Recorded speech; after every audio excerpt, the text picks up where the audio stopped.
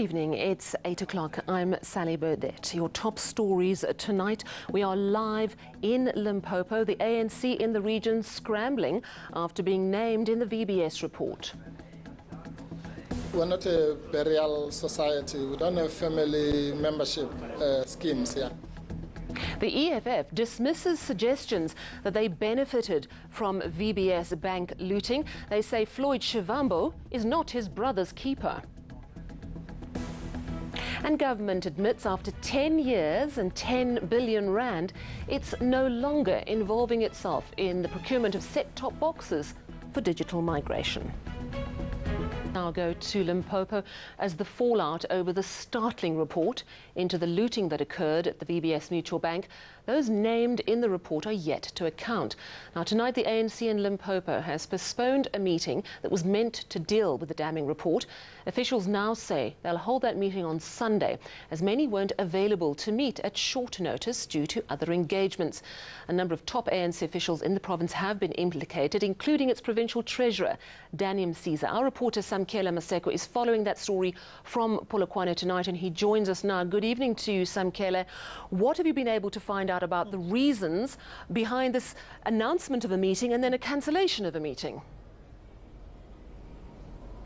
Well, Sally, it seems as if South Africa is a thriller movie indeed, from the president's keepers to Floyd Shivambu's brother's keepers or non-brothers keepers, and now to the fallout in the ANC after this damning looting report by the South African Reserve Bank and Advocate Matlow on the heist of 2.2 billion rands of monies of the poor and of municipalities that are siphoned and stolen off VBS. What we do know is that the ANC postponed its meeting, which was supposed to take place this afternoon here at the Franz Muhlala, the provincial office of the ANC. It's been postponed to Sunday after the Premier of the province and the ANC provincial chairperson, Stanley Chupuma Tabata, was out of the province on official government duties.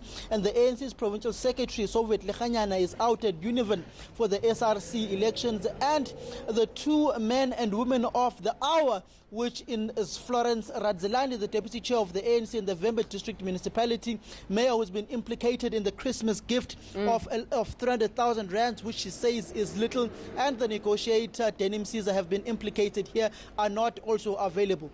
All right, so they've pretty much gone to ground. Have you had a chance to speak to people in the area? And what are ordinary people saying to you?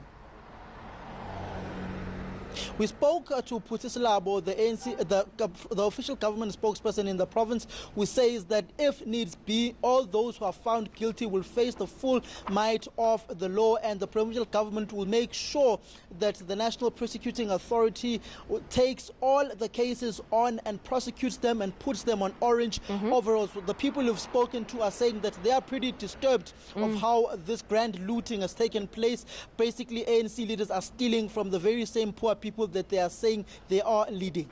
Thank you very much. Our reporter in Polokwane, Samkela Maseko. Well, let's stay in Limpopo and we'll cross to Zikona Chona. She is in Sibasa. Zikona has been following the heartbreak of the many people who've put their trust in the bank. Good evening to you, Zikona. I know you have just arrived in the area. You've been on this story for months. You brought us those images of those poor people sleeping overnight in queues, desperate to get their money. What is the mood there tonight?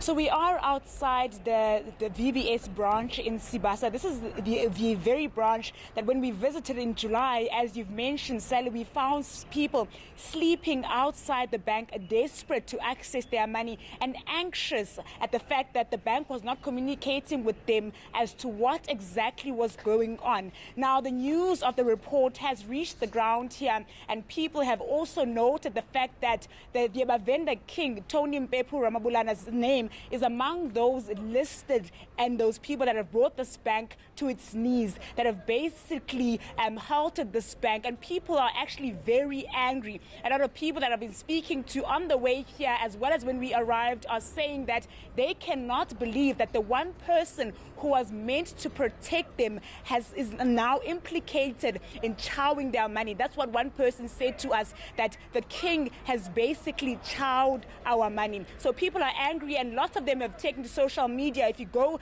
to Facebook, you'll see especially young people saying they cannot believe the fact that the king is implicated in this saga. We also know that municipalities banked with VBS Mutual Bank, which is against the rules. So it's not just people's individual funds, it's also some of the municipalities in the area you are. And that must be a very bitter pill to swallow for people who are seeing a lack of service delivery. Certainly, and particularly the Vembe district, which is the mayor of this town, is actually implicated in that VBS report, and people are saying that they don't see services in this area, and really they want answers. They want their leaders to account as to how this was allowed to happen. This is a bank that is the pride of this community. This is a bank that people have been banking with for years. Societies, it's entrusted and in building a culture of allowing people to build homes. So people would come here to save their money over years to enable themselves to build their own homes so that they would not rely on government. But now the very people that they were trying to relieve in terms of service delivery are the very ones that have let them down. People around me are saying that they are angry and they want answers. We don't know what action will take place as the week continues. I am meeting tomorrow with minority shareholders of VBS Bank, and they are basically the ones that are saying they will decide on the way forward for the community. They will meet with community members, particularly the elderly who had entrusted this bank for years, Sally. Absolutely. As you can imagine, those visuals that came here, a lot of them were old people that were banking with this bank. So we'll hear further as to how people will what steps people will take going forward, particularly with regards to the king. A lot of people have, as I've mentioned, expressed anger towards the king in this area. Zikona Jona coming to us live from Sibasa near Toyanda tonight. Thank you so much for bringing us that information. Answers are required. Well, the forensic report shows that Brian Shivambu, brother to the EFF's Deputy President Floyd Shivambu, received a sum of 16 million rand from the bank. Now, he has denied that, and he says he'll sue for defamation. But the story took a new turn this morning when the Daily Maverick's investigative unit, Scorpio, ran a story saying it had traced that money and where it went. They say 10 million rand made its way into the EFF's coffers through its Deputy President. Now, of course, the EFF, they are denying ever receiving money from the collapsed VBS Bank. My colleague Dimakatso Tugwane spoke to the party's chairperson, Limpopo, earlier today. We're not answerable for brothers and sisters. So we are, we're not a burial society. We don't have family membership schemes here. So this is not only about his brother. There's reports this morning from the Daily Maverick suggesting that Floyd Shivambu himself, the Deputy President, received money from his brother from those proceeds from VBS. So I must respond to the Daily Maverick now. No, we don't respond to the Daily Maverick. Can you categorically say that the EFF did not receive money from VBS at all? Yes, I can say that because I have no information to the contrary. We can't just jump up and down, with due respect, without knowing what the facts are. And this investigation, as far as I know, was not a police investigation, was not an investigation into fraud. It was an investigation into banking irregularities. The question is, are you going to cooperate with authorities on this matter? Or yes or no? It's a simple question. No, I'm not going to cooperate. You are speaking on behalf of the EFF. I'm not speaking in your personal capacity. What has the EFF done? How should the EFF cooperate? Well, there are other reports suggesting that the EFF received 1.3 million. Well, then anybody, even forget about the Hawks, even you, if you come to the EFF and say there is this receipt that you received money, we will cooperate with you. The DA insists that those implicated should be criminally investigated, and to that end the party's laid charges of fraud, corruption and racketeering against some 50 people in Cape Town. Leanne Jansen has the story. The DA has laid criminal charges against the so-called VBS 50, implicated in this 139-page document dubbed the Great Bank Heist. Among them, Brian Shivambu, the brother of EFF Deputy President Floyd Shivambu. Both the ANC and the EFF basically need to confirm the simple question of whether or not they have received monies or benefit in one way or the other financially from monies from VBS. We are of the view that Honorable Shivambu should actually hand himself over to the police and submit an affidavit about whether he has directed any personal or financial benefit from VBS monies. It seems the tables have now turned on the EFF, with some quarters calling for it to pay back the money. Well, the Hawks say they are in the middle of their own investigation into VBS Bank. Here's Hawks spokesperson Hangani Malawudzi. We have our own investigations that we are busy with. The country can take into confidence of the fact that the team that has been formulated, they are trying to make sure that this matter is dealt with as soon as possible. The team, not the team as such, we are dealing with people here that were defrauded. We have got people who have lost a lot of money. So it is incumbent upon the law enforcement agency to make sure that this matter is dealt with as speedily as possible. But at the same time, we need to make sure that we're fair in terms of the investigation, but also making sure that all the aspects that affect this case are covered. Still ahead on eNews, residents of Florida in the US are picking up the pieces following a devastating tropical storm. And Money News with Mateo. Well, local markets weaker today as investors move away from emerging markets, but it was a good day for gold trade.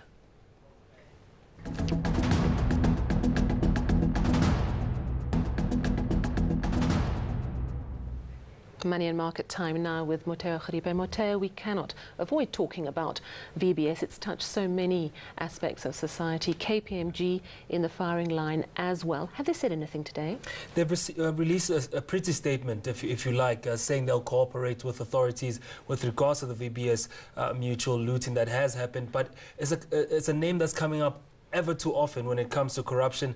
They keep saying that they're going to get it right, but it seems like there is a systematic breakdown within the company structure. Sipho Malaba, one of their senior partners, was involved with this particular account, that being VBS Mutual, and he pocketed, according to the reports, around 33 million rand from it. And it's a thing that we're starting to see now happen with auditing firms, that we can't really trust the opinions that they have of companies, as we've seen happen with Steinhoff as well. Deloitte signing of 2014, 2015, 2016 financial results, of which other investors used those to invest in the company and later lost money. So auditors in their well rights and the way that they are working in terms of companies have come under the spotlight. And this time around it's also happened. Of course, the Auditor General also firing KPMG earlier this year. But this particular analyst believes they should be going behind bars.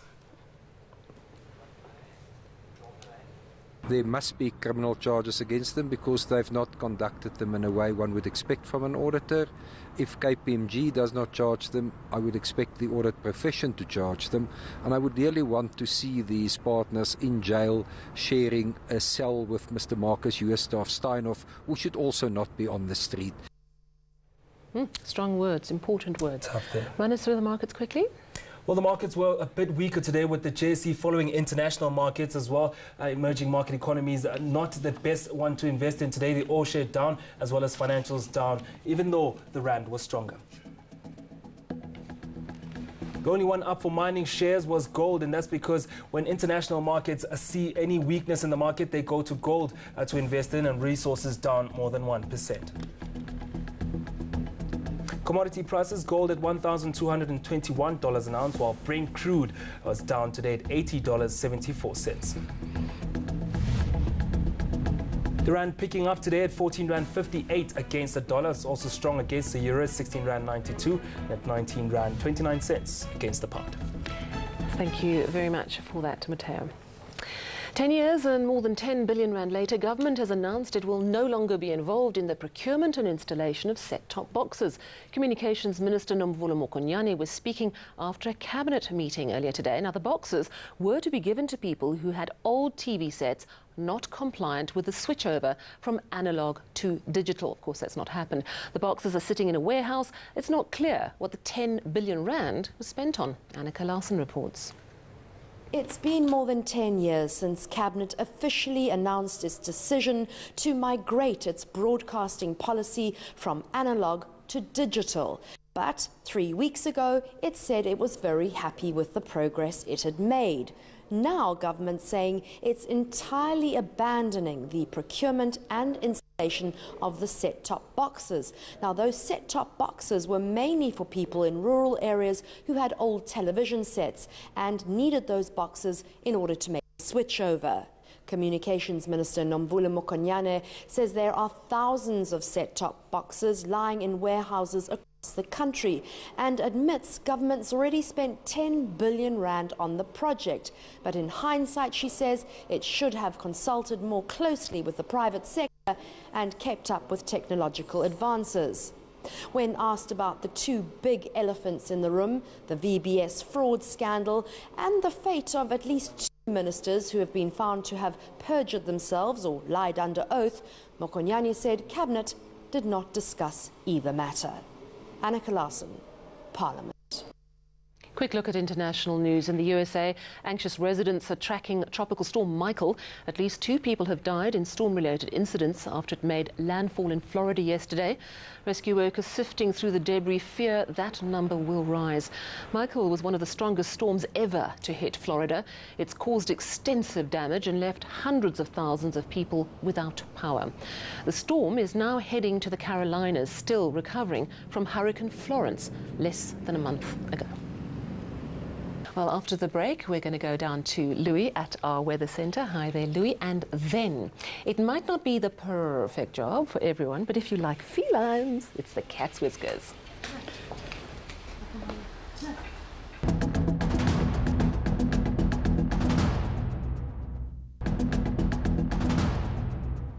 Let's look ahead to your weekend weather now with Louis Fernandez. Good evening, Louis. Are you going to make it rain? Good evening, Sally. Well, if you want rain, you're in luck because we are going to see quite a big change taking place in the next couple of days. Thanks to a cold front that's currently making landfall over the Western Cape. It's fairly benign at the moment, but over the next 24 hours it does start to gain intensity. And for this reason, we're going to see the likelihood of rain increasing in the south overnight and into tomorrow. A cold and wet day lies ahead for the Eastern Cape, and those conditions spread into KwaZulu-Natal as the day goes on. And at the same time, it becomes stormy over the eastern interior of the country on your Friday afternoon and evening. We could even see a few thunder showers into Gauteng. But in the Northern Cape, it will be mostly dry. There's only a small chance for thunder showers from Prieska through to De Aard as well as Colesberg. In the Western Cape, it's going to be a dry day along the Atlantic seaboard, but very windy around the peninsula. Rain along the south coast, on the other hand, and the adjacent interior, and pushing as far inland as Beaufort West. Cold, cloudy and wet weather expected for almost all of the Eastern Cape, a high of only 13 degrees in Komani as well as Kowa. And in KwaZulu-Natal, as we've seen, it becomes progressively wetter as the day goes on, and there is a 60% chance of thunder showers for the interior. Some of those thunderstorms could even become quite strong. Thunderstorms will also develop on the Mpumalanga Highveld in the afternoon as well as into the evening. And in Limpopo, most areas will be very hot and dry, but there could be a few thunder showers for Polokwane, Tsanin and Mokopane. In the northwest, it will be partly cloudy and very hot once again. For the meantime, there's no rain in the forecast. And in the Free State, it also stays hot and dry for Welkom and Bloemfontein, but thunder showers in the south as well as the eastern parts of this province. And finally, into Gauteng, it stays hot for now over the area, but thunder showers will be developing in the afternoon for some parts, although for the meantime staying isolated. That doesn't last as we head into the Free State, as widespread showers and thunderstorms will be developing over that area during the afternoon and evening hours on Saturday. Thunder showers likely for the western interior of the country as well. And then on Sunday, more wet weather for most parts of the country, but a dry day for Polokwane in the northeast, as well as for some areas closer to the western coastline. That's all from the Weather Centre. Sally, it's back to you. I'm very happy. Thanks very much, Louis Fernandez. And finally, the Russian town of Zelenogradsk has made an unusual appointment. It's hired a cat chief to attend to strays. Svetlana Logunova was appointed guardian of the felines of the small town with a budget of about 1,200 rand a month. The cat chief is responsible for making sure the town's 70 strays are well fed and even stroked enough to keep them feline good. Before we go, let's recap your top story of the evening. The ANC in Limpopo scrambling after being named in the VBS report. From me and the team, it's a very good night.